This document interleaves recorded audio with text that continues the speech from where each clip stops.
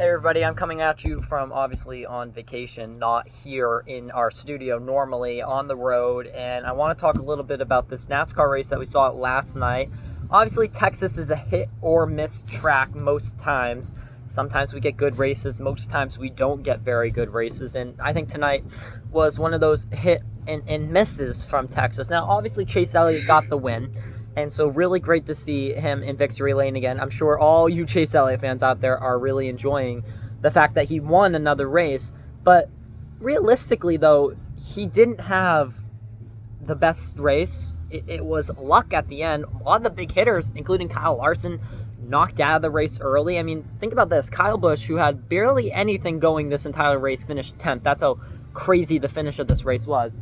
If it wasn't for the finish of today's race, I think it would have been marked a lot lower on our scales than it was. Obviously, Chase Elliott being back in victory lane. I mean, we look at this in the history of motorsports, in the history of even NASCAR. Drivers will have really good days and really bad days, and that's kind of how it's gone. Some of the best drivers in NASCAR history, Jimmy Johnson, Jeff Gordon, even some guys from RCR right now, they'll do good, and then they're slowly receding.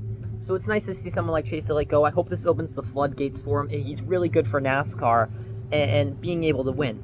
The other real storylines, though, were the lack of this racetrack being good. Since the repaved, Texas has been the dump of NASCAR racetracks as of late. It's been terrible. It hasn't raced very well. So we've been watching kind of the consistent downhill slope of Texas Motor Speedway over the last few years.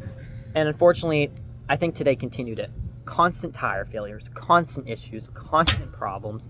That seemed to be the underlying message of today's race. And so unfortunately, if you were a driver in this field and weren't able to get your tires and things like that, you ended up failing. So it's tough to see, not what you want to see, but it ended up being what it was. So that's really it for my thoughts in this race. On hit the gas or hit the brakes, I'm hitting the brakes. I mean, sure, he finally won, and congratulations to him being Chase Elliott on getting that win.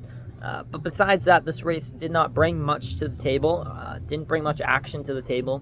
So it's a lackluster event. It's a lackluster race, and hopefully maybe we can produce something better next week at Talladega. Kyle Busch won there last year, so we'll see. We'll keep our eyes on it. But until then, thanks for watching. I know on vacation this week, so not having the best access to do a full race recap. I was in and out of that race, but I still enjoyed it, and I love you guys. So I'll see y'all next week. Until then, peace out.